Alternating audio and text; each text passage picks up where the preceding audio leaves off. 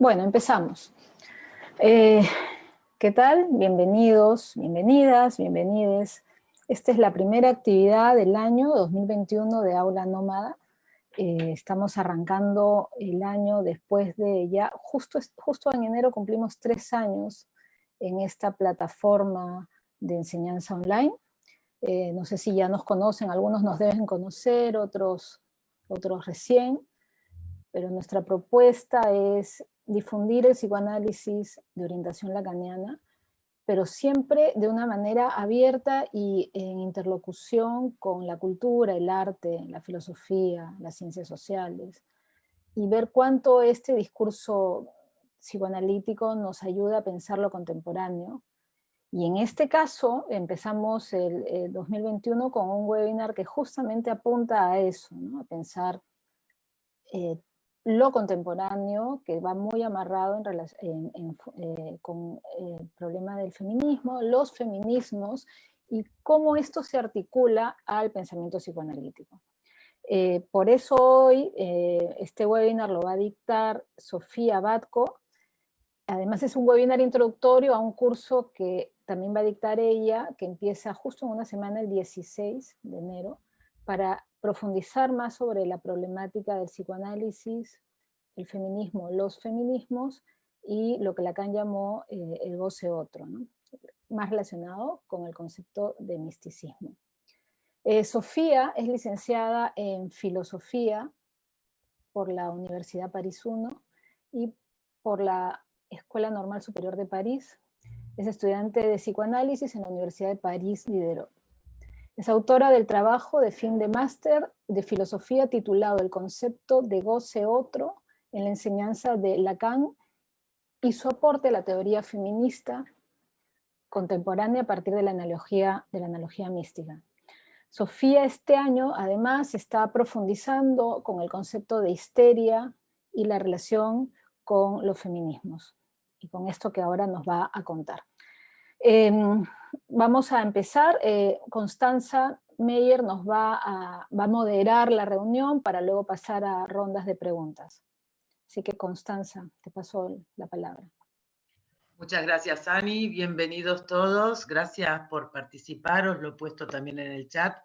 Yo voy a simplemente moderar el debate posterior y os cuento que podéis pedir la palabra a través del chat escribiendo vuestro nombre y yo voy a ir dando la palabra.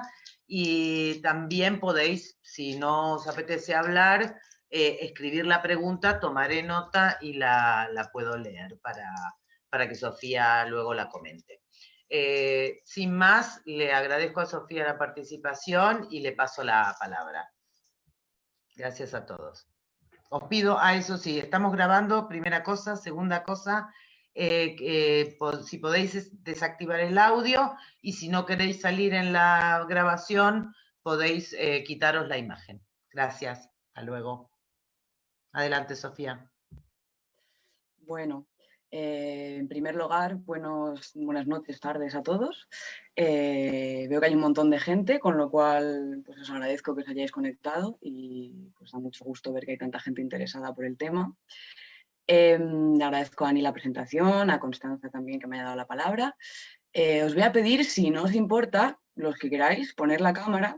Si a Ani le parece bien y si no me va a bloquear mucho el internet, no sé cómo va, porque es verdad que es bastante más agradable hablar con personas reales, no, pero por lo menos personas, que simplemente hay una pantalla en negro. Y nada más, pues voy a empezar introduciendo un poquito el tema. He titulado la clase La referencia mística en el psicoanálisis, una introducción a la analogía mística en el seminario 20 de Lacan. Es evidente que el objetivo de esta clase, con este seminario introductorio, es precisamente introducir a un curso que voy a empezar a dar la semana que viene, que articula la teoría feminista con el psicoanálisis y que se centrará en parte en las civilizaciones más de los años 70 de Lacan, en los que introduce una cuestión bastante singular, que es la mística, que aborda de una manera análoga al goce femenino, es decir, que introduce una manera de entender la sexualidad femenina por la analogía de la mística.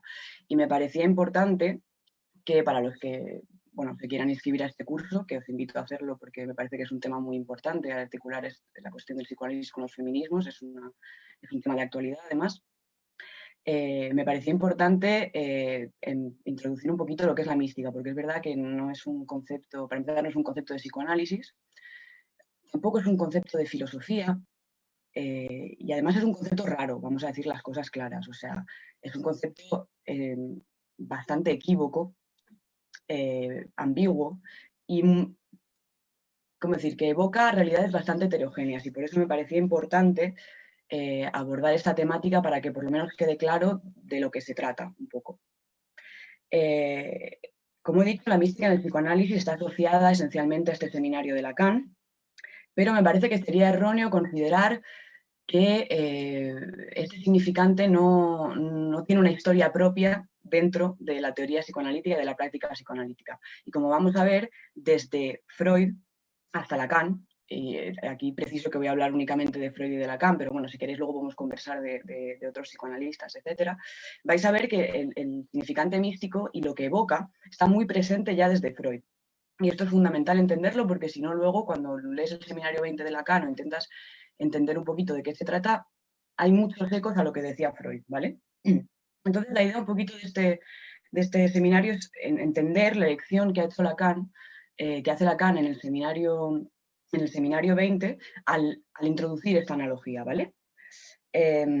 Otro objetivo, como lo decía antes, es un poquito también intentar debatir sobre esta idea de la polisemia, del significante místico, que lleva muchas veces a una mitificación de lo que es la mística, ¿no? O sea, proyecciones así de imaginarios dentro de este significante, que hacen que al final pues, no sepamos realmente de lo que es. Y ya os lo digo, en la mística hay figuras precisas que han escrito muchísimos textos y es una teoría y una práctica muy concreta, ¿no? Entonces eso es lo que también me gustaría abordar, ¿no? Una especie de desmitificación de lo que a veces pensamos que es la mística o lo que nos puede evocar. Entonces mi pregunta, básicamente la que va a guiar un poquito este seminario, es cómo entender la introducción en el seminario 20 de esta analogía a partir de una historia propia, de historia interna, del lugar del significante místico en la teoría psicoanalítica, ¿vale? Vamos a también intentar ver un poquito cómo este significante se articula con otros conceptos fundamentales del psicoanálisis, ya sea en Freud como en Lacan, y que van a tener un lugar fundamental en las últimas teorizaciones de Lacan, ¿no? sobre todo las que tienen que ver con la sexualidad femenina, ¿vale? Entonces voy a explicar un poquito con la estructura de lo que os voy a contar, ¿vale? En primer lugar vamos a intentar hablar de la mística, de su etimología y vamos a intentar definirlo o por lo menos intentar dar una definición lo más precisa posible para que sepáis un poquito de qué se trata. Después voy a introducir el lugar del significante místico de las teorizaciones relativas a la mística en Freud, que tiene mucho que ver con el concepto del originario en Freud.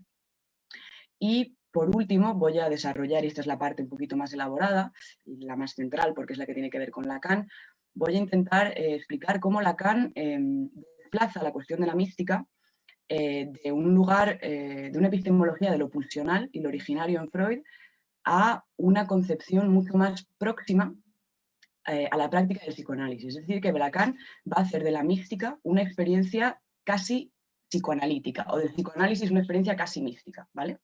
Vamos a intentar explicar un poquito de qué se trata esto, ¿vale?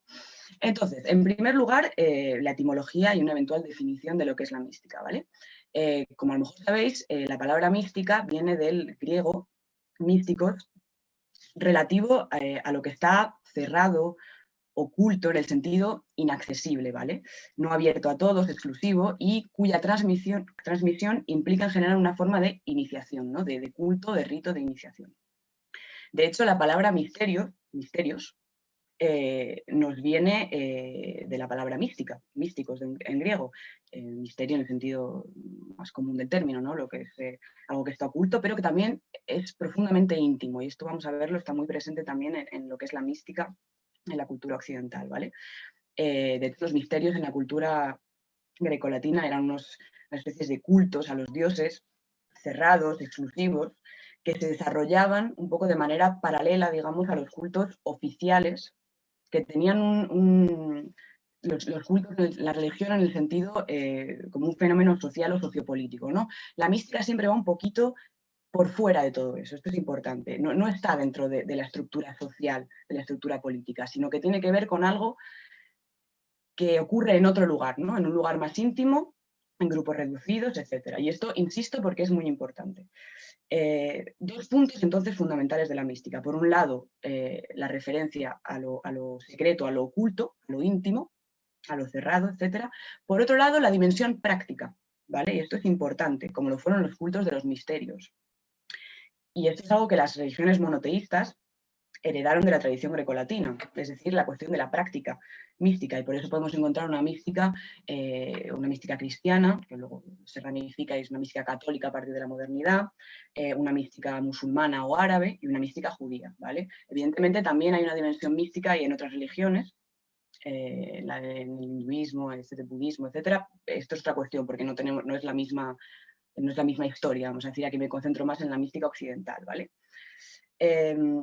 Las primeras teorizaciones relativas a la mística como tal en la cultura occidental monoteísta, digamos, aparecen en la teología de finales de la antigüedad, ¿vale? Y una de las cuestiones centrales de la teología de aquella época es la que, bueno, y de ahora, o sea, la teología en general, es la pregunta, digamos, relativa a la relación, a la naturaleza de la relación del hombre con Dios, ¿vale? Es decir, el hombre como parte de la creación en relación con su creador y principio, en el sentido de una causa, es decir, el que hace nacer, ¿no? da lugar a lo que es la existencia del hombre, ¿vale? Y esta cuestión formó parte de la teología occidental desde los principios del cristianismo, ¿vale? Lo vais a encontrar en los padres de la Iglesia, San Agustín, etcétera, hasta la modernidad, que empieza a introducir un proceso de secularización en el que evidentemente la cuestión de la teología desaparece, pero la mística no, y esto es importante, hay místicas contemporáneas de alguna manera, así que vamos a intentar tratar este tema, pero no sé si nos dará tiempo, pero bueno. Entonces la mística no pierde importancia, sino que se mantiene. En un primer lugar dentro de la teología y se va separando progresivamente de la teología, se va construyendo como una ciencia o una práctica autónoma, ¿vale? Entonces, una definición más o menos simple de la mística, después de haber dicho todo esto. Digamos que en la mística se trata precisamente de considerar a Dios como principio del hombre, ¿vale? En un sentido causal, que esto es lo que los teólogos heredan de la tradición del neoplatonismo, siendo así, de alguna manera, el destino del hombre retornar a ese principio, a esa causa primera, ¿vale? Si el hombre fue creado en un movimiento de salida del principio, se trata de ver cómo, es decir, cómo, esta es la pregunta de los místicos, mediante qué práctica, mediante qué acciones, mediante qué, ¿cómo decir?, qué proceso se puede retornar a este principio. Y esto es un movimiento, y insisto en la importancia de este movimiento, un movimiento de salida y de retorno. La idea del retorno es fundamental, como la idea de elevación, como la idea también de entrada en el interior. Es decir, son tres movimientos que de alguna manera se identifican, ¿vale? Y en este sentido, como lo que decía, la mística precisamente es esto, es el detallar las modalidades, ¿no?, de una posibilidad de retornar a esa especie de causa primera, a eso que fue alguna vez y que tenía algo de la pureza, de lo uno, de lo más absoluto y de lo más absoluto del ser, ¿vale? Dos conceptos bastante fundamentales en la mística, y los menciono porque esto lo vamos a encontrar en Lacan, pero particularmente en Freud, es el concepto de unicidad, ¿vale?, que es un poquito una especie de neologismo y que implica la característica de lo que es uno, es decir, uno en sí mismo, indivisible, y único a la vez, es decir, que solo hay uno, ¿vale? Y otro concepto es el de indiferenciación. Y bueno, los psicoanalistas que estén aquí, yo creo que a lo mejor se empieza a sonar un poquito a algunas cosas que están presentes en Freud y en Lacan, ¿vale? Y esto es más o menos lo que vamos a ir encontrando en las diferentes corrientes místicas occidentales, ya sea el cristianismo, la filosofía, o sea, la mística árabe o la mística judía, ¿vale? Luego, evidentemente, en función de cada místico, de cada teólogo, bueno, vamos a tener diferentes maneras de entender esto, de abordar los problemas, ¿vale? De manera más ética, más metafísica, más política, bueno. Pero insisto de verdad en estos puntos fundamentales y también en el carácter heterogéneo, ¿vale? Estoy aquí dando una definición muy general para que tengáis una idea un poco de lo que más o menos van a entender de alguna manera Freud y Lacan, lo que a ellos les suena a mística, ¿no? ¿Y de qué manera entonces van a retomar Freud y Lacan las consideraciones sobre la mística a partir de lo que acabo de decir? Es decir, cómo todo esto, todos estos diferentes conceptos, ideas un poco generales, van apareciendo en la teoría psicoanalítica. Oigo una voz, no sé si hay un micro encendido. Sí, había un micro encendido. Griselda, por favor, ¿podrías quitar tu audio? Gracias. Si todo está claro, voy a empezar a abordar las cuestiones de la mística en Freud y en Lacan. A no ser que haya alguna pregunta. ¿No? Bueno. En primer lugar, vamos a tratar un poquito de ver cómo el significante místico aparece, bueno, o no aparece en tanto significante, pero cómo estas consideraciones relativas a la mística aparecen en la teoría de Freud, ¿vale? En primer lugar, quería precisar un poquito el contexto intelectual en el que se inserta Freud dentro de su, digamos, de su manera de entender la religión, ¿vale? Porque la cuestión de la mística está siempre muy ligada a la cuestión de la religión, evidentemente, aunque no se trate exactamente de lo mismo, ¿vale? Digamos que Freud, a partir de los años 1910, se empieza a desarrollar en Europa una corriente en la filosofía que se llama fenomenología de la religión y que toma mucho de lo que fueron pues, el nacimiento de la sociología y de la antropología a finales del siglo XIX. ¿Qué es la filosofía de la religión y por qué os estoy contando todo esto? Ahora os voy a explicar.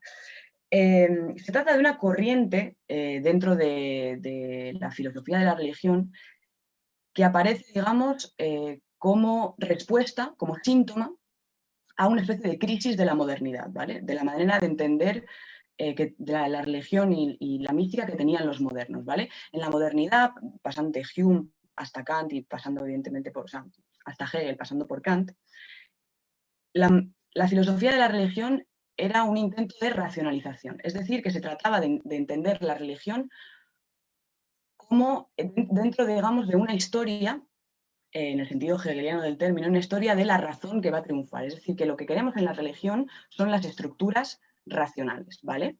Y evidentemente todo lo demás es superstición, es misterio, eso no nos interesa. La filosofía de la religión, a partir, digamos, de la crisis que introducen los filósofos como Nietzsche, Schopenhauer, etcétera, tiene que responder digamos, a esta crisis relativa a la razón, es decir, la razón, el triunfo de la razón no adviene a finales del siglo XIX y en cambio empiezan a nacer un montón de disciplinas, la sociología, la antropología, la etnografía, etc. Y la filosofía de la religión está muy impactada por estas nuevas disciplinas, ¿no? Y entonces ya no se trata de concentrarse en la cuestión de la razón, puesto que no hay razón universal ni trascendente, sino que al contrario se trata de buscar, digamos, el sentimiento puro, originario, que yace, digamos, en el corazón de la religión como estructura. Es decir, que tenemos un montón de estructuras religiosas diferentes, un montón de religiones por el mundo, y se trata de abordar la religión como un fenómeno, es decir, a partir de verdad de su fenomenalidad, es decir, como experiencia, lo que emerge, lo que podemos percibir de la religión y lo que podemos vivir de la religión.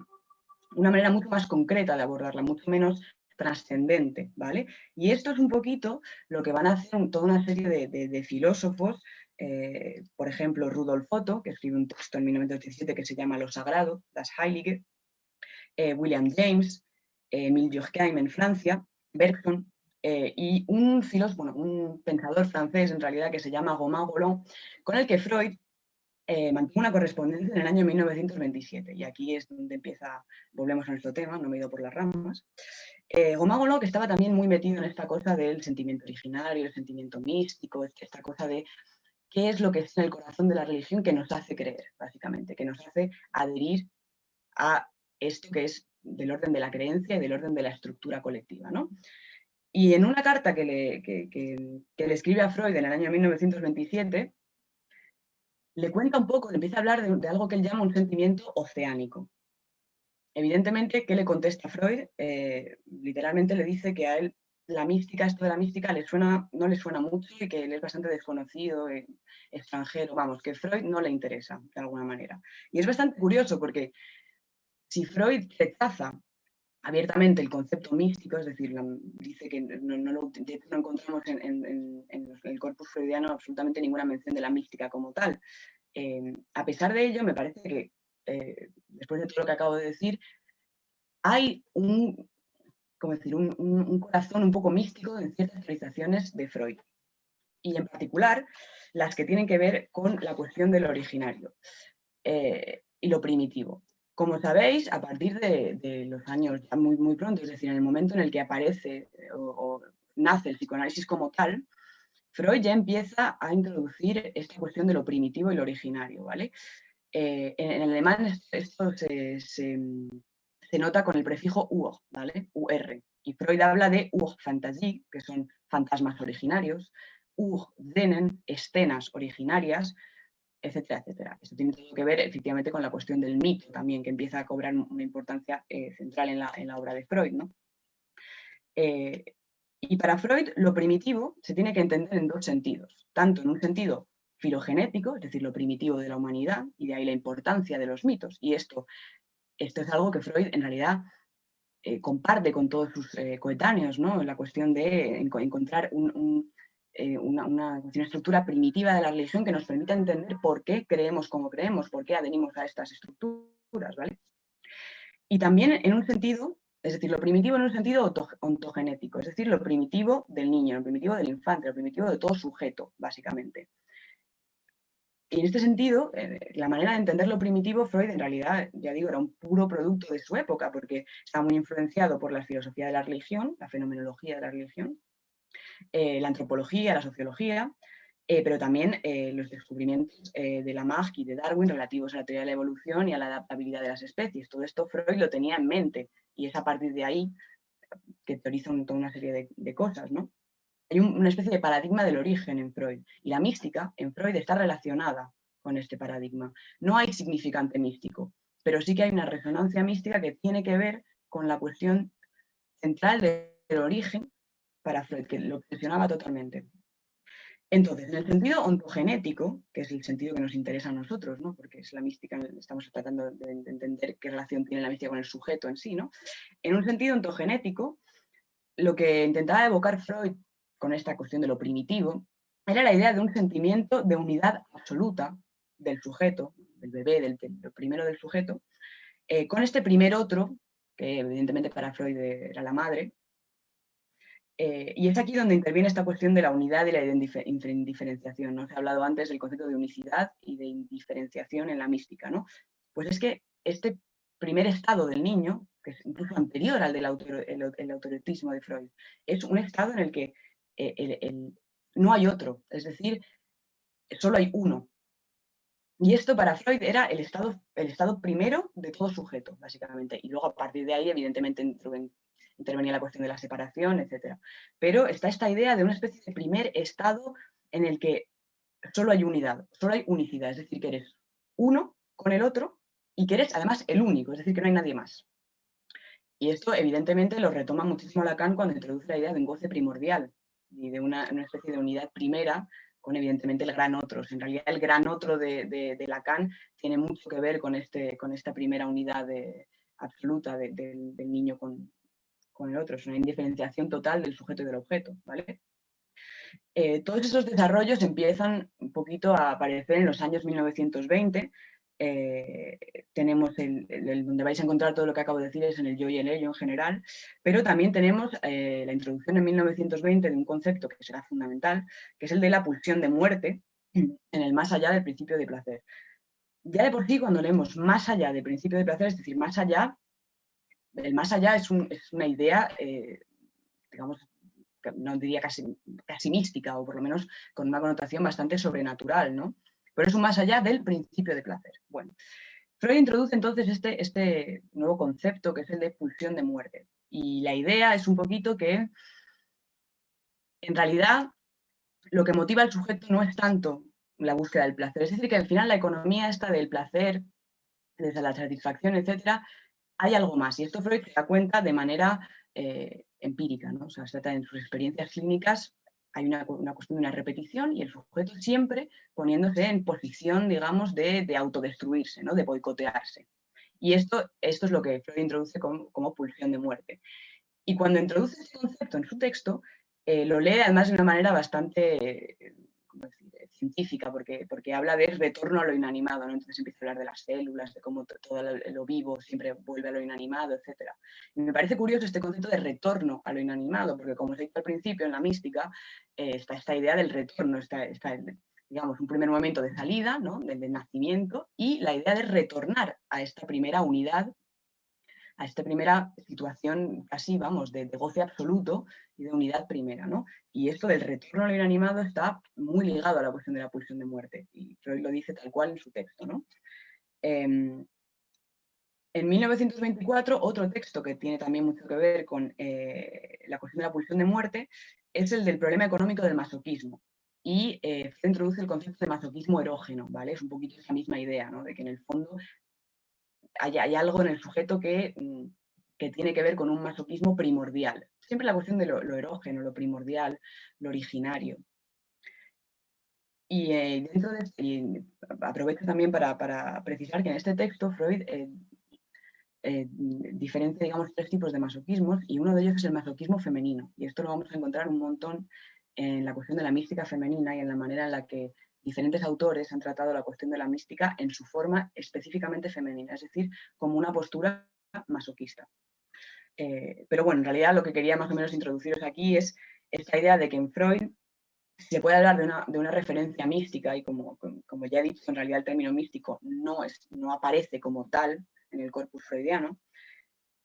Las resonancias místicas se sitúan siempre del lado de la cuestión de lo originario, de lo primitivo, de un estado primero al que se trata, digamos, al que el sujeto quiere retornar, casi llevándolo a la muerte, es decir, más allá de la vida, más allá del placer, hasta la muerte y la destrucción absoluta, ¿no?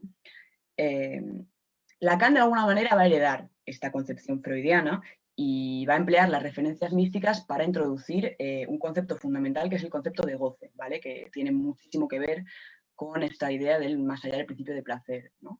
Pero lo que es interesante es que el concepto de goce que introduce Lacan y que no aparece en Freud, en realidad es un concepto místico.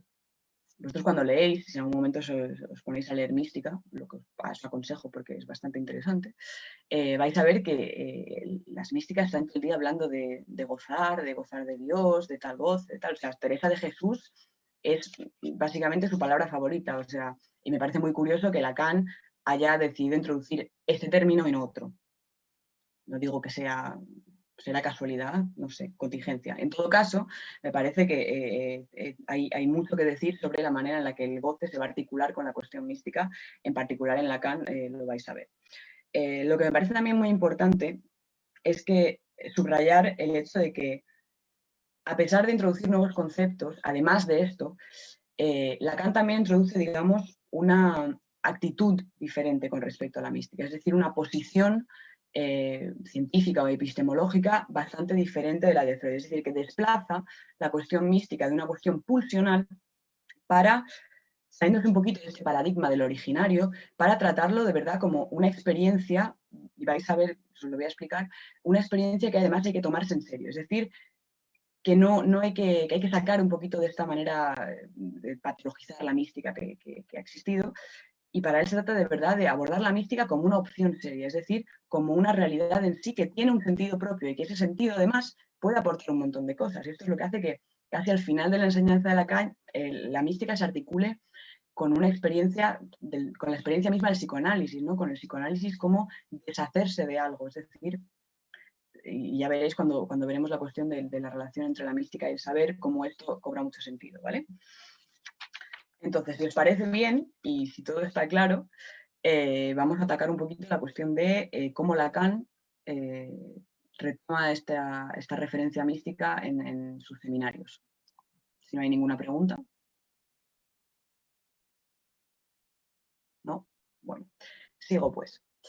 Como os he dicho, y lo primero que me gustaría abordar con respecto de Lacan es esta postura epistemológica que tiene Lacan, que es bastante diferente de la posición de Freud. Freud, como lo sabéis, era en realidad un hombre de ciencia, ¿vale? Lacan es otra cosa. Y eso se ve reflejado en la manera en la que va a abordar los fenómenos místicos, ¿vale? Tiene una frase en el seminario 16 que me parece que es un ejemplo, vamos, que es muy clara respecto a la manera que va a tener de abordar esta cuestión de lo místico, de lo sobrenatural y la religión, etc. Cuando se refiere en el seminario 16 a un movimiento que tuvo lugar en el siglo XVIII que se llama el movimiento de los convulsionarios, ¿no? Y que es básicamente una serie de convulsiones colectivas que tuvieron lugar en 1781, me parece, en París, y que fueron así como una especie de éxtasis colectivo. Y Lacan dice, hay que tomarse estos fenómenos en serio. Y me parece que esto es el ejemplo perfecto de cuál va a ser su actitud respecto de la mística. Es decir, pensar también que en la mística durante en el siglo XIX, era, vamos, caldo de cultivo para los psiquiatras. O sea, Charcot, por ejemplo, cuando desarrolla toda esta idea del gran ataque histérico, el gran ataque de la histeria, hay varios momentos, ¿no?, en este ataque de histeria, y uno de ellos es de las actitudes pasionales que define como actitudes místicas. O sea, las místicas en realidad estaban en el psiquiátrico. Y decir hay que tomar estos fenómenos en serio es decir, hay que dejar de considerarlos desde una perspectiva de la nosografía, básicamente. Y esto me parece que es muy importante porque de esta manera Lacan va a desplazar la cuestión y va a dar a la mística otro valor, va a dar a la mística un sentido muy singular. Un ejemplo, vamos, que revela muy bien la manera en la que Lacan aborda esto, es la manera en la que trató a una de sus pacientes, mística, Marie de la Trinité. Marie de la Trinité fue una mujer, una francesa, que estuvo en análisis con Lacan durante 4 años, de 1950 a 1954, cuando de repente decide abandonar de manera abrupta el análisis para someterse voluntariamente a una cura de sueño en el hospital de Bonneval. Las curas de sueño eran como una especie de... Básicamente te metían en una habitación a oscuras, te dejaban una semana, te daban así como somníferos, tal, y bueno, una cosa bastante terrible. Pero ella se somete a esto voluntariamente y además ahí escribe un relato sobre su experiencia, ¿no?, que es bastante interesante, y se lo escribe a Lacan. Lo podéis leer, se llama De la angustia a la paz. Ya cuenta un poquito el testimonio de cómo vivió esa cura de sueño y se la dedica a Lacan, es decir, la escribe para él, se la dirige a él, ¿no? ¿Cuál era el síntoma de Marie? Esto me parece interesante subrayarlo porque va a tener que ver con la manera en la que Lacan va a gestionar esto, ¿no? Va a articular todo lo que Marie dice, ¿no? Básicamente ella era un poco una neurosis obsesiva, pero muy, muy heavy, ¿no? Porque eran todas obsesiones relacionadas con la cuestión de la obediencia, con la cuestión del deber, con el voto de obediencia y la culpabilidad. O sea, por ahí se articulaba y tenía unas obsesiones muy fuertes. Si leéis el texto vais a ver que es una cosa bastante, bastante terrible, ¿no? Y Lacan, en una carta del 19 de septiembre de 1950, o sea, al principio del análisis, le escribe a Marie y le dice, cito, «La acción que ha emprendido para resolver la dificultad moral en la que se encuentra, eso es lo que debería ser objeto de nuestras sesiones». Lacan va a empezar a situar la cuestión, digamos, el nudo de lo que le ocurre a Marie en torno al voto de obediencia. O sea, muy rápido se da cuenta de que toda esta cuestión de las obsesiones están ligadas a esta cuestión de la obediencia, ¿no? Y le dice, y esto es importante, esto es lo que al leer su carta veo que usted no ha entendido. Mi objetivo no es enseñarle a librarse de ese vínculo, el vínculo con Dios o el vínculo de obediencia en general, ¿no?, sino descubriendo qué lo ha hecho para usted manifiestamente tan patógeno, permitirle que lo satisfaga en adelante con toda libertad. Y más adelante, en esta misma carta, va a hablar de nudo secreto. Es decir, el nudo secreto que habría hecho de las lecciones de Marie algo tan ruinoso, dice Lacan, ¿no? Nudo secreto es curioso porque estamos en el año 1950, o sea, los desarrollos de Lacan sobre los nudos que aparecen en los años 70, o sea, estamos a casi 25 años de diferencia y Lacan ya introduce esta idea de un nudo secreto, además, es decir, íntimo, objetivo, con una paciente mística, ¿no? Lo que es importante para mí de esta cita que acabo de comentaros es que para Lacan no solo la elección mística de Marie no es el punto patológico, sino que además la solución, o digamos la resolución de lo que le ocurre, se encuentra en esa misma lección. Es decir, que la mística es una salida, no es un problema. Y esto es algo que es totalmente, digamos que es todo lo contrario de lo que ocurría en el siglo XIX, cuando a las histéricas y las místicas se las metía en el psiquiátrico y ahí se quedaban, ¿no? Y las mirábamos y hoy, ¿qué hace? No sé qué. No, esto es otra cosa, esto es, cuénteme usted y vamos a ver cómo articulamos esto a partir de lo que me está contando. Y lo que es más interesante es que Lacan, además, habla de dificultad moral de Magui. Y esto es importante porque la pregunta de Magui es una pregunta ética, es ¿qué debo hacer? Y Lacan la toma en serio y le dice, pues hablemos de lo que para usted es una dificultad moral, ética. ¿Qué debe usted hacer? Y así es como va articulando la cosa. Y esto es una manera para mí, vamos, súper explícita de cómo se puede uno tomar en serio, ¿no? La mística como una opción de vida o como una decisión subjetiva, básicamente, ¿no?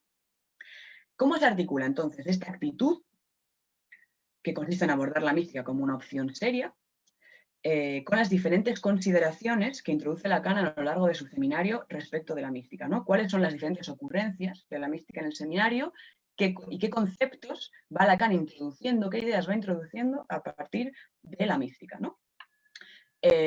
Voy a tratar 3 puntos, digamos 3 ocurrencias, 3 momentos en los que Lacan va a articular la mística con ciertos conceptos, ¿vale? Y los introduzco por la simple razón que me parece que son fundamentales en el seminario 20. Es decir, en el seminario 20 estas 3 cuestiones, digamos que están profundamente articuladas, ¿vale? A la cuestión del goce, cuando lo introduce Lacan. Primera cuestión, o primera temática, mi primer polo, digamos, de articulación de Lacan, es la manera en la que la mística se liga al concepto de goce, ¿vale? Lacan, en el seminario 7, el de la ética, relee la pulsión de muerte freudiana y la cuestión del más allá del principio de placer, y lo hace, y introduce el concepto de goce, y lo hace a partir de la mística, es decir, con 2 ejemplos de 2 figuras místicas, ¿vale? Parte de este concepto freudiano de das Ding, ¿vale? La cosa, o la cosa innombrable, ¿vale? No la cosa objetal, no son objetos, sino la cosa, esa cosa que no se nombra, pero que articula todo el sentido. Es decir, ese sinsentido a partir del cual todo lo demás toma sentido, ¿no? Parte de esta idea de das Ding como algo fundamentalmente paradójico, ¿no? Como acabo de decir, es decir, lo que no tiene sentido, pero lo que da sentido a todo lo demás, básicamente, y sitúa precisamente la mística en este lugar paradójico de la cosa, de das Ding, ¿vale? De hecho, Jacques Millard decide, cuando hace la edición de este seminario, decide titular la clase Las paradojas del goce, evidentemente a partir de lo que dijo Lacan, porque es el único seminario que Lacan no hubiese querido escribir, donde me imagino que esta cuestión de la paradoja era fundamental, ¿no? Y aquí es donde va a introducir la cuestión de los excesos de la mística. Mediante, digamos, las hazañas, lo que él llama hazañas, en francés lo llama exploit, que son, ¿verdad?, hazañas, de 2 figuras místicas.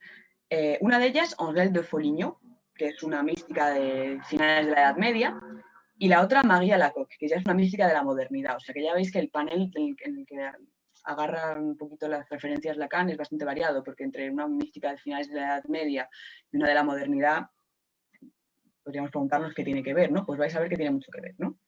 ¿Qué nos dice Lacan sobre estas 2 figuras místicas? Nos dice que evidentemente se trata de este más allá del principio de placer, de este lugar, de la cosa innombrable y de lo que allí ocurre. De eso se trata cuando una Angèle de Foligno nos cuenta que se bebía el agua en el que se lavaban los pies los leprosos, estoy citando el seminario 7.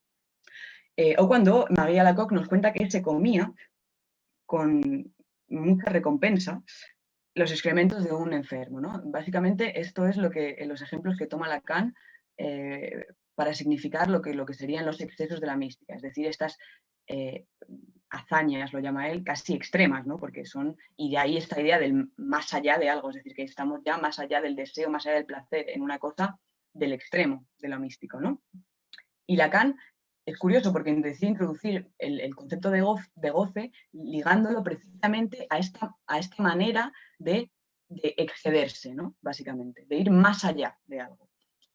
De manera que el goce queda ligado a la idea de la mística, ¿no? Esta idea del exceso, a esta idea sobre todo a la idea de lo paradójico, ¿no? Es decir, cómo como por ejemplo, con qué gusto, dice Lacan, una se bebía el agua donde se habían lavado los pies los enfermos, ¿no? O sea, esto es más o menos la idea del goce. El concepto de goce, en un primer lugar, en Lacan tiene mucho que ver con esta cuestión de lo paradójico del placer y del extremo en el placer, ¿no?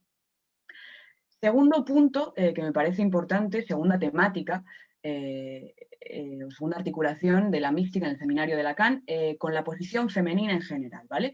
Como acabáis de ver, Lacan usa dos, o sea, sirve de dos figuras místicas femeninas, ¿vale? O sea, podría haber sido cualquier otro, pero no. Decide escoger a estas dos figuras, Angèle de Foligno y Marie Alacoque, para introducir la cuestión del goce, ¿vale? Sin hacer de él un goce específicamente femenino, eso sí. En cambio, en el seminario 10, el de la angustia, va a citar a otras dos místicas, ¿no? Otra vez a Marie Alacoque y introduce a Teresa de Jesús, ¿vale? Que hasta entonces no la había mencionado y como sabéis, Teresa de Jesús es la figura casi fundamental del seminario 20, es la que queda ligada al simbolismo del goce místico, ¿no? Pero lo que es curioso es que Lacan articula la cuestión de la mística y de la posición femenina por la vía del amor, por la vía de la erotomanía, más concretamente, ¿no? Y podemos preguntarnos si no es un poco una manera de volver de volver todo esto un poco patológico, ¿no? Es decir, la mística tiene que ver con una posición erotómana, ¿no? Y es curioso además porque vais a ver que la mística queda muy ligada a la cuestión del amor. Esto lo vamos a ver sobre todo en el curso, cuando vamos a tratar de la cuestión de la articulación con la teoría feminista. Vais a ver que la cuestión de los lazos del amor y del erotismo, que es una temática muy presente en algunas corrientes feministas, está muy ligada a la cuestión de la mística en el seminario 20. Y es curioso que en este seminario, en la angustia, Lacan introduzca la cuestión del amor por una vía un poco más, ¿cómo decir?, por la vía de la erotomanía, de la psicosis, que nada tiene que ver con el amor místico, tal y como lo introduce en el seminario 20, ¿no? Pero bueno, también Lacan hizo una tesis que básicamente trataba de eso, ¿no? De la psicosis erotómana, de alguna manera, ¿no? El caso de Mé. En todo caso, la cuestión de la erotomanía aparece aquí, desaparece completamente y en el seminario 20 se mantiene el tema del amor en la mística, pero por una vía bastante diferente a la de la psicosis erotómana, ya veréis. Me gustaría también, me gustaría también introducir un poquito la manera en la que en realidad Lacan, le roba un poquito estas referencias y esta idea de la mística y de la posición femenina a otra autora, a Simone de Beauvoir. De hecho, que dedica en su libro El segundo sexo todo un capítulo a la cuestión de la mística, ¿no? ¿Y por qué digo que Lacan le roba, de manera un poquito así provocadora? Porque de verdad no solo utiliza las mismas referencias, es decir, las mismas autoras, sino que además los mismos ejemplos. Es decir, que si cogéis el texto francés de Simone de Beauvoir y cogéis el de Lacan, es que las formulaciones son exactas, ¿vale? Simone de Beauvoir habla también de esto de Angèle de Foligno y de Marie Alacoque y de cómo cada una de estas especies de hazañas místicas, ¿no? Ya toma estos ejemplos también. Y Lacan usa exactamente los mismos, ¿no? Pero bueno, la idea un poco de esto es decir que Lacan leyó El segundo sexo y que se inspiró bastante, lo cual es una cuestión interesante porque, como sabéis, El segundo sexo inauguró, digamos, todo el pensamiento, la teoría feminista hasta hoy en día, ¿no? O sea, es lo que permitió luego introducir el concepto de género, etcétera, o sea, toda una serie de cosas. Y evidentemente me parece que es un punto fundamental si se quiere articular el psicoanálisis con el feminismo, ¿no? También. Entonces, ¿qué dice Beauvoir sobre la mística? Porque esto es lo más interesante que Lacan retoma bastante, ¿no? Como sabéis, en El segundo sexo tiene dos tomos, ¿no? Entonces, un primer tomo que se llama Hechos y mitos, en el que Beauvoir en realidad se interesa a la mujer como objeto del discurso, ¿no? Entonces va a criticar mucho el psicoanálisis, va a criticar a la biología, va a criticar el marxismo y cómo hacen de la mujer una especie de objeto trascendental, ¿no? Objeto de discurso. Y a ella lo que le interesa en realidad es la experiencia misma de lo femenino, es decir, cómo una hace una experiencia, tiene una experiencia fundamental y propia de lo que es ser mujer, de lo que es devenir mujer, ¿no? Y ese es un poco el objeto del segundo tomo, en el que ella va a abordar diferentes maneras, ¿no? En un sentido muy fenomenológico, diferentes maneras de existir, de ser mujer, ¿vale? Tres maneras de ser mujer que nos interesan. Porque, dice Beauvoir, de estas tres maneras la mujer se aliena en un objeto exterior. La primera es la narcisista, ¿vale? Que se aliena en su propia imagen. La segunda, la enamorada o la erotómana, de ahí que Lacan decide hablar de la erotomanía, porque ya veréis que la tercera es la mística. Tres maneras de ser mujer en las que hay una alienación en un objeto exterior. Y de hecho, Beauvoir lo que hace es comparar un poco la manera en la que la enamorada o erotómana, como la llama ella, se aliena en su partener, en el hombre como partener, a la manera en la que las místicas se alienarían en la figura de Dios como figura masculina, ¿vale? Y de ahí que a lo mejor Lacan se le haya ocurrido, de pura casualidad en el seminario 10, introducir esta cuestión de la erotomanía como muy ligada a la mística, ¿no? Pero lo que es más curioso es la ambigüedad, en realidad, con la que Beauvoir introduce la cuestión de la mística, porque por un lado, efectivamente, está el tema de la alienación, y por el otro, la mística aparece en un lugar muy particular del libro, es decir, casi al final, cuando ya Beauvoir está introduciendo la cuestión de la liberación y de la mujer independiente. Es decir, el libro está así dividido en diferentes maneras de ser mujer, y la mística es la última antes de la liberación, la última antes de la mujer independiente, ¿no? O sea, está como en la frontera de estas dos, es decir, que efectivamente hay alienación con un objeto masculino, fálico, no sabemos, pero también hay algo que va en dirección de una posible liberación. Y de hecho, dice de Teresa de Jesús, por ejemplo, que era una mujer de acción, y esto lo dice Beauvoir, dice que bueno, hay algunas místicas que estaban un poco menos alienadas, tal, no sé qué. Y es curioso que luego Teresa de Jesús se convierta en el ejemplo, o sea, en la referencia que elige Lacan en el seminario 20.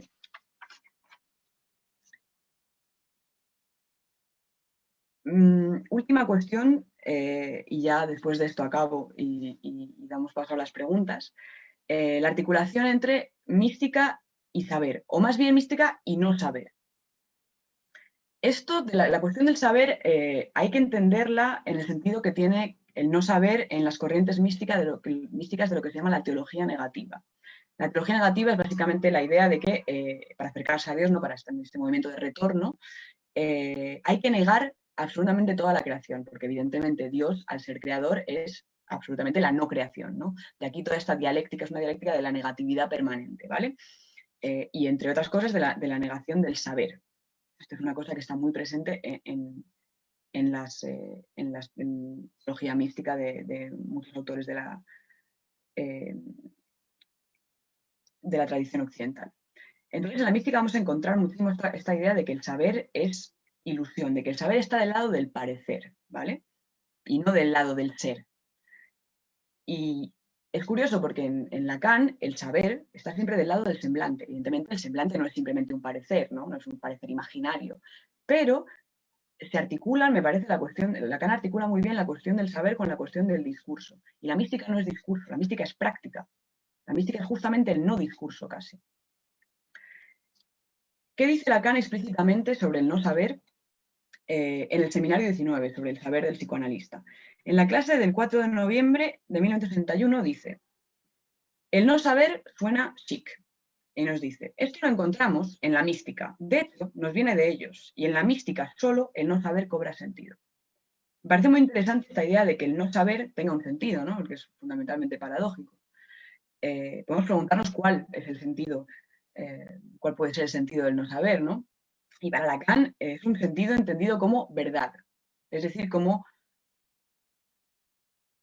verdad, como la verdad como lo que emerge una vez que esta cosa del semblante y del saber cae, ¿vale? Y por aquí va la cosa cuando digo que Lacan acerca la mística a la práctica del psicoanálisis, ¿no? A lo que realmente se está en juego en un análisis.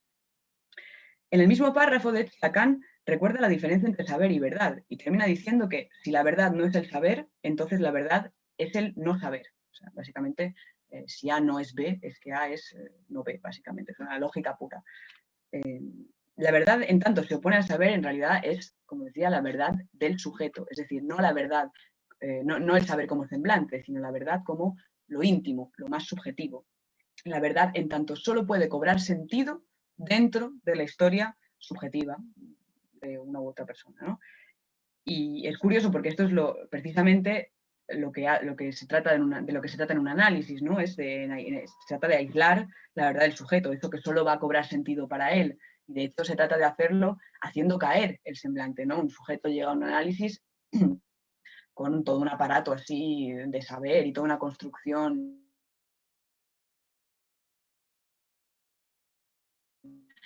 muy, bueno, más o menos estable, más o menos enclenque, y en qué consiste ese trabajo esta cosa del saber como semblante para dar lugar al no saber como verdad, al verdadero sentido que puede tener para un sujeto esa famosa verdad y ese no saber, ¿no?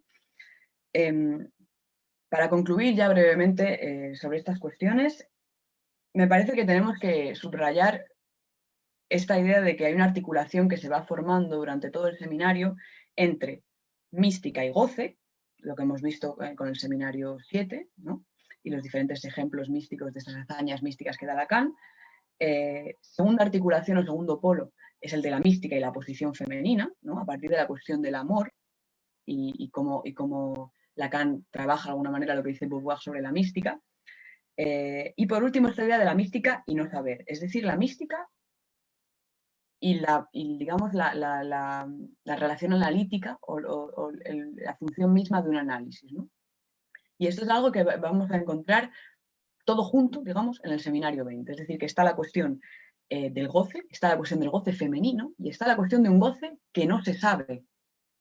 Todo esto ligado a la mística, porque es la figura fundamental del seminario 20, o sea, está en la portada misma del seminario, es la imagen de la transverberación de Santa Teresa, ¿no? Esculpida por Bernini, o sea, ya es la elección de ese seminario, me parece, vamos, revela la importancia que tiene todas estas articulaciones dentro de lo que dice Lacan en ese momento. Pues me parece que vamos a dejarlo aquí y voy a tomar preguntas, si os parece bien. Estupendo, gracias. La verdad que creo que has hecho un recorrido muy detallado y que has escanciado 3 momentos importantes y me parece que podemos dar paso a las palabras. Hay una persona que ya pidió la palabra, que es Giovanni de Ecuador. Giovanni, si quieres abrir tu micrófono y hacer tu pregunta, adelante. Sí, buenas tardes, acá en Ecuador. Buenas tardes. Sí, yo quisiera saber cómo los conceptos de Freud y Lacan pueden enmarcarse dentro de la estética. Me refiero precisamente a la escultura a la que hacía alusión hace un rato, la de Bernini, el éxtasis de Santa Teresa. Gracias. ¿Cómo podrían explicarse a la raíz de estos conceptos que usted nos acaba de exponer? O sea, ¿cómo se podría articular lo que dicen Freud y Lacan sobre la mística con la elección de esta escultura? Así es, así es. Sí, es curioso porque en realidad la escultura, en realidad Lacan no compara exactamente el goce otro con la mística en sí, sino con la expresión efectivamente de Santa Teresa en esta escultura de Bernini. Es decir, que en realidad compara el goce femenino o el goce, este otro goce que introduce, con una escultura. Evidentemente, con una escultura, hay que decirlo, en movimiento, o sea, es una escultura puro barroco, entonces es todo así una cosa, evidentemente, ese es el sentido, me parece lo más interesante de esta escultura, es eso, que hay algo del orden del movimiento, ha captado el movimiento, es decir, ha captado esta situación tan particular, ¿no?, del éxtasis místico, evidentemente. Pero bueno, yo también creo que es interesante no quedarse en la cuestión de la estatua, es decir, de la escultura, de la cosa así rígida, a pesar de que haya mucho movimiento, e ir a mirar también lo que son los escritos místicos, porque en realidad los escritos místicos confirman todo lo que dice Lacan, es decir, que incluso te permiten entenderlo de una manera muchísimo más compleja. Simplemente a partir, digamos, de una representación. Es decir, el escrito es algo que Lacan no utiliza para introducir el goce y, sin embargo, está muy presente. A pesar de que la cuestión del no saber sigue siendo fundamental, esto no impide que haya toda una serie de escritos místicos, sobre todo si leéis Santa Teresa de Jesús, o sea, ha escrito una cantidad de cosas impresionantes en las que describe precisamente eso que luego Bernini, evidentemente, de lo que Bernini va a hacer una escultura, lógico. Pero me parece también interesante estudiar un poquito la posición discursiva de estos místicos, ¿no? para entender su posición de goce. No sé si te va como respuesta.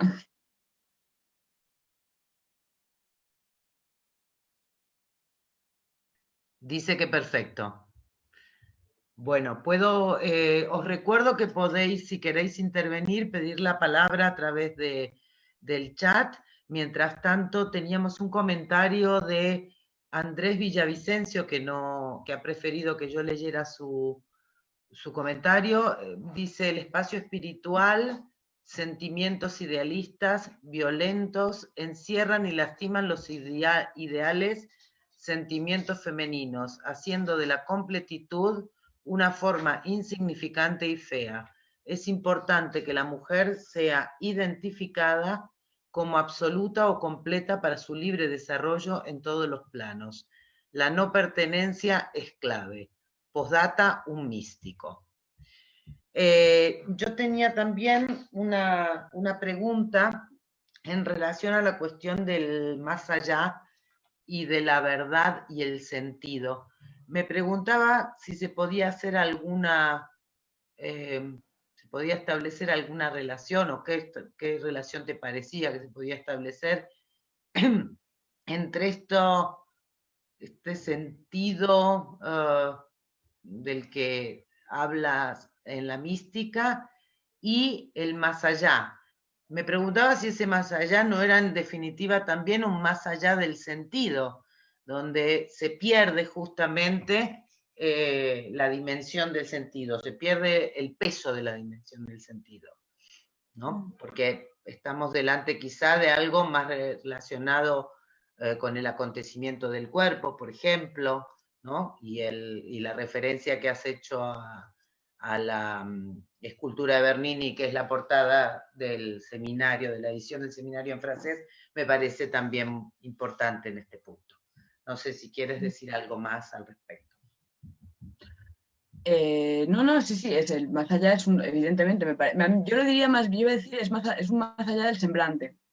Me parece que eso sería un poquito a lo mejor la traducción clínica, de la cosa clínica, entre comillas, de la cuestión del más allá del sentido, pero efectivamente es eso, es decir, que en cuanto se trata de tocar a la cuestión de la verdad subjetiva, el sentido, la palabra sentido ya no tiene, o sea, lo que cobra sentido es otra cosa.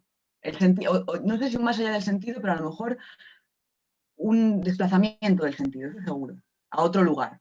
Me parece que es lo que ocurre también en el curso de un análisis, básicamente. Y sobre la cuestión del más allá, es interesante porque los místicos hablan mucho del lugar del otro, o sea, de un otro lugar. Esta cuestión de la estructura un poco topográfica de la cosa, es decir, que hay una especie de geografía mental en la mística, ¿no? Y muchas de las metáforas que usan los místicos son metáforas de lugares, ¿no? El castillo, las moradas, San Juan de la Cruz también la fuente, la casa, la no sé qué, o sea, son siempre lugares precisos, ¿no? Y estos son los lugares en los que ocurre, o sea, ese es el famoso lugar del otro en el que ocurre pues, el éxtasis, ocurre esta experiencia bastante singular de la que ellos dan cuenta, ¿no? Y efectivamente es un lugar en el que se pierde el sentido, o sea, en los poemas de San Juan de la Cruz está clarísimo, ¿no? Podéis leer Noche Oscura, os vais a dar cuenta de que es eso, en realidad es ¿cómo decir? Un trayecto hacia otra cosa y en ese progreso se va perdiendo el sentido, se va perdiendo el semblante, se va perdiendo y vas entrando en otra manera de estructurarla, otro lenguaje casi, otra posición discursiva. Y esto en realidad lo que es más interesante para mí en la mística, y por eso hacía hincapié también en esta idea de que no hay que quedarse no nos quedemos en la escultura, ¿no? Y vamos a mirar un poquito la posición discursiva, es decir, cómo escriben estos diferentes autores. Y porque es fundamental, su manera de escribir es que es fundamental y es lo que permite entender también básicamente todo el contenido, es decir, que la escritura lo dice todo, básicamente.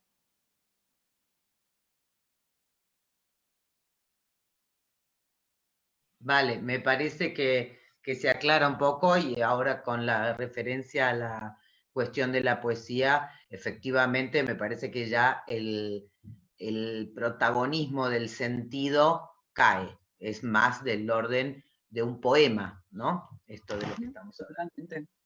Vale, hay un par de intervenciones y preguntas. A ver, hay una persona que se llama Oliveira Mijares, no sé si quieres intervenir con voz propia o prefieres que lea, pero dice, quisiera preguntar si Lacan veía en el misticismo alguna posibilidad emancipatoria frente a la circularidad del discurso capitalista. Pienso en la noción de lo uno y de cómo Alemán, supongo que Jorge Alemán, dice frente a lo uno del capitalismo, el no todo de la emancipación. Y después hay otra pregunta de Laura Carvajal. ¿Podría relacionarse la mística del no saber expresada por Lacan con la perspectiva primitiva ortogenética expresada por Freud? Gracias. A ver, con respecto a la primera pregunta, pues me gustaría decirle a Oliveira que se inscriba al curso, porque básicamente es el tema principal de lo que vamos a tratar en el curso sobre teoría feminista y psicoanálisis, ¿no? Yo, el trabajo que hice el año pasado, tenía como una de las conclusiones fue efectivamente que se podía articular toda esta cuestión de la mística con una perspectiva emancipatoria y evidentemente hay muchas cosas de las que dice Jorge Alemán que el no todo, evidentemente, el no todo es místico de alguna manera. Y hay ahí una perspectiva feminista fundamental y de política feminista, de política femenina en el sentido de no todo, ¿no? Así que sí, evidentemente es una, quiero decir, es claramente algo que se puede articular de esta manera, ¿no? Me parece fantástico eso. Y después estaba la otra pregunta. ¿La repito? ¿O? No, la tengo escrita, está bien. ¿Podría relacionarse la mística en lo saber con la perspectiva ontogenética? Sí, de alguna manera sí, como, o sea, ahí donde se articulan es que en realidad, a ver, vamos a ver, Freud hace en realidad de la pulsión de muerte algo casi universal. Es decir, que hay el goce, y Lacan del goce también, es decir, que el goce en realidad es como una especie de tensión, algo que está siempre ahí, o sea, tiene ese punto insistente de la pulsión, ¿vale? Entonces, evidentemente, el goce está ahí. Ahora, ¿cómo articular ese goce? ¿Qué hacer de ese goce? Es ahí donde la cuestión del no saber entra en juego, ¿no? Lacan distingue dos goces, el goce fálico, y introduce esta idea de un goce otro. Evidentemente es un concepto que hay que intentar entender porque es extremadamente ambiguo, o sea, así suena muy, muy raro, pero me parece que efectivamente la cuestión del no saber se articula con la idea de la posición ontogenética en el sentido de que es, en realidad, el goce es para todos de alguna manera, no hay ninguno nadie puede decir no al goce, evidentemente, estamos todos dentro de, esa es la idea fundamental de que el goce es algo inherente al sujeto, ¿no? Forma parte de esa pérdida primordial, esa unidad primordial se pierde y entonces en realidad para Lacan es casi la condición, es la condición para que un sujeto se pueda insertar en la ley invertida del deseo, ¿no? Como lo dice, es decir, se renuncia a una cosa y entonces podemos desear en otro plano, pero el plano del goce absoluto no existe. Y por eso yo creo que tampoco hay que entender la mística como una especie de, puramente como un anhelo de algo, de ese goce primordial, ¿no? Sino como, sobre todo en el seminario 20, sino como una manera diferente de articular el goce, que no sea solo fálico. Es ahí donde la cuestión es el no saber entrar en juego. Es decir, que frente a una respuesta que sería un poco, ¿cómo decir? Sí, la respuesta un poco fálica, digamos, por la vía de la castración y por esa cosa del neurótico, etc. O una vía distinta, una vía casi más épica. Hay algo de eso en lo que propone Lacan, me parece. No sé si respondo a la pregunta, pero me parece que no puedo responder de manera obvia, porque creo que la articulación es compleja, pero efectivamente las dos dimensiones están relacionadas, ¿no? Lo ontogenético y casi lo universal del goce en Lacan, de alguna manera. Vale, te preguntan también si puedes recomendar algún texto para introducirse en el tema de la mística. Y del Facebook Live, gracias a Mariana Valenzuela que me está pasando por el WhatsApp las preguntas porque no accedo a ellas. Una es, ¿cuáles serían las convergencias y divergencias entre las interpretaciones de la mística de Lacan y Bataille? especialmente en la ontología del no saber batallano? Es una pregunta de John J.M. Es una pregunta excelente. No voy a poder responder mucho porque efectivamente no sé más que lo que evoca Bataille, entonces no puedo contestar más que eso, pero efectivamente una de las influencias de Lacan, yo no la menciono porque me concentro mucho más en, digamos, las influencias femeninas de Lacan, porque me parece que son las que más articulan esta cuestión, pero me parece que efectivamente Bataille fue una influencia fundamental para Lacan, por la vía del no saber, y los dos trabajaron mucho sobre el personaje de Nicolás de Cusa, del que Lacan habla en el Seminario 19, de hecho, de la doctrina ignorancia, ¿no? Bataille también va por ahí. Aparte de eso, no podría responderle más, pero estoy convencida de que hay un montón de artículos interesantes que tratan de la relación entre la teoría de Bataille y lo que articula Lacan por la vía de la mística. Vale, también Fabio Andrés Narváez pregunta, ¿se podría pensar que el sentido en la experiencia mística pasaría de la cadena significado-orientación al sentido del cuerpo, algo que se siente? O sea, el sentido en términos, en el ¿Sí? significado, por el lado del sentido, y el otro del sentido gozado, podríamos decir, lo que se goza o lo que se siente. Sí, no, es una pregunta que es muy interesante porque efectivamente hay una dimensión sensorial en lo que cuentan los místicos, ¿no? Cuando describen los éxtasis, efectivamente está siempre la cuestión del cuerpo central, la cuestión del... Ya lo veis, además, también con los ejemplos que he tomado, se trata siempre de beber, de comer, o sea, hay una cosa, la relación con el cuerpo y con lo que se siente y con lo que la experiencia corporal efectivamente es fundamental. Y me parece que el juego de palabras, evidentemente Lacan no lo habría pensado porque en francés no funciona, digamos, pero es una perspectiva interesante porque sí que está presente en la cuestión de la mística, claramente.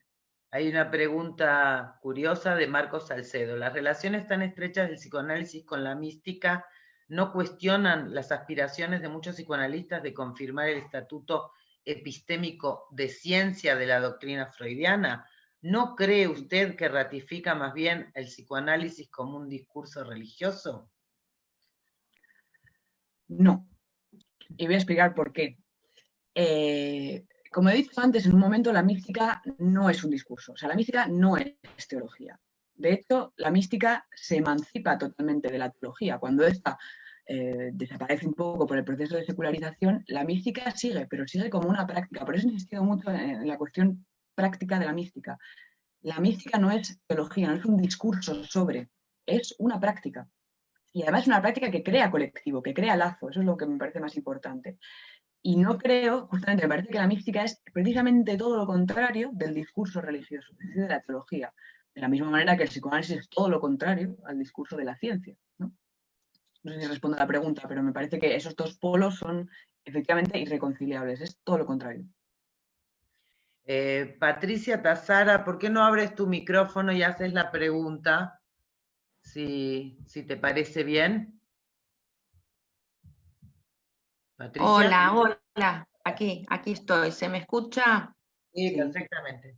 Hola, Sofía. Muchas gracias por la excelente conferencia que has dado.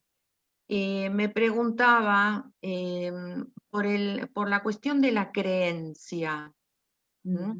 Porque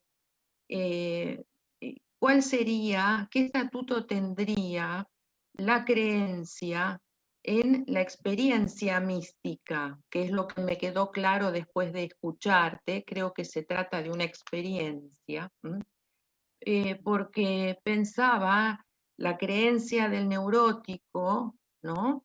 Del sujeto que va al analista, que va con su creencia, podemos decir con su propia religión, y esto es tratable en un análisis, y al final de su obra Lacan hablaba decía, a ver si me lo acuerdo, decía algo así como que un análisis permite alcanzar un ateo viable. No dice un increyente, lo cual me parece importante, pero sin meternos en qué quería decir Lacan con un ateo viable. La pregunta que te quiero hacer, ya que tú has investigado y has leído bien a las místicas, ya luego en privado te voy a pedir títulos de libros para leer, ¿cómo piensas tú el estatuto de la creencia en la experiencia mística? Si es que puedes decir algo de esto, porque me pareció muy interesante todo lo que has explicado. Muchas gracias. Me parece que no hay un estatuto de la creencia. Te diría casi que los místicos no creen, los místicos aman. O por lo menos los místicos de la mística, corriente de la mística afectiva, que es la que le interesa a Lacan, esos místicos aman, solo aman, no creen, no les hace falta, porque el lazo es por la vía del amor, no hace falta creer. O sea, ellos, eso, una vez más, la cuestión de la creencia para mí es más relativa a la cuestión del discurso, de la teología, es decir, explicar por qué hay que creer, cómo hay que creer, etc. La mística no es una cuestión de creencia, es una cuestión de amor. No sé si está clara la respuesta. Sí, me parece muy interesante pensarlo por esa vía. Me parece que tú has articulado la cuestión de la creencia con la del neurótico. Hay un texto de Freud de 1910 en el que habla de las actitudes así, de las compulsiones, y compara un poquito las actitudes de los ritos religiosos, ¿no? Muy compulsivos así, con la neurosis obsesiva. Es que es precisamente ese tipo de articulación que la mística viene precisamente a deshacer eso, es decir, a decir, no, la cuestión de la religión, la cuestión de la relación a Dios no va por esa vía. Y me parece interesante porque eso es precisamente lo que creo que Lacan apunta muy bien y que por ahí se distingue mucho, diferencia mucho de Freud. Freud estaba demasiado atrapado todavía en esa manera de articular lo ontogenético con lo filogenético, la estructura social con la estructura subjetiva. Lacan eso lo va a deshacer bastante y lo va a introducir de otra manera, y por eso me parece que efectivamente la cuestión de la mística del amor es precisamente eso, es decir, salirse de la creencia. Salirse de Eso, sí, estoy totalmente de acuerdo. Ahora lo puedo pensar mejor, porque claro, no tiene que ver con la creencia, justamente porque el neurótico viene con la creencia que es su sentido sintomático, mientras que tú has estado transmitiéndonos que no se trata de una experiencia donde está ahí el sentido. Exactamente. En ese punto hay un comentario creo que es en Facebook Live, que me pasa Mariana, que quizá va en esta misma línea. No creen los místicos porque no es un pensamiento, es una experiencia de apertura e integración total. Y de nuevo volvemos a lo que decíamos antes, es decir, hay algo del sentido que deja, que queda suspendido. Y me parece que la poesía misma muestra que no se trata de creencias, se trata de algo de nuevo que va a tocar el cuerpo, ¿no? Sí, totalmente, totalmente. Bueno, creo en principio que no hay nada más. Me gustaría leerte 2 o 3 elogios interesantes que hay aquí. Y dicen que has hecho un excelente recorrido y te felicitan por la presentación y que seguramente el curso será muy interesante, y también te dicen que has estado brillante, muy clara tu transmisión y muy enseñante. Y además hay una pregunta de Evelyn Calvopiña Carranco, que pregunta cómo hacer para inscribirse al curso. Entonces, vamos a repetir en todo caso que se pueden escribir un mail a elarteyeldivan@gmail.com, repito, elarteyeldivan@gmail.com, porque allí pueden, si son estudiantes, obtener un 50% de descuento enviando una acreditación, y si no, pues pedir la inscripción directa al curso. Lo voy a escribir en el chat, así queda para todos. Bueno, ya está. Se ha adelantado Ani. Gracias, Ani. Bueno, le agradezco a todo el mundo que haya participado, particularmente a Sofía, y creo que hoy hemos aprendido algo nuevo. Los esperamos en el próximo webinar abierto, que será sobre el mal en las películas de Spielberg, en concreto en 3 escenas de 3 películas: Salvar al soldado Ryan, Múnich y me olvido de algo y no me acuerdo cuál es. La otra que me... Y Tiburón me soplan aquí. Y bueno, y poco más. Y animo a todos a que se inscriban al curso, que va a estar realmente muy interesante. Bueno, muchas gracias. Nos vemos la próxima. Gracias. Muchas gracias, un saludo. Gracias, Sofía. Gracias Gracias a a todos. vosotras. Nos vemos.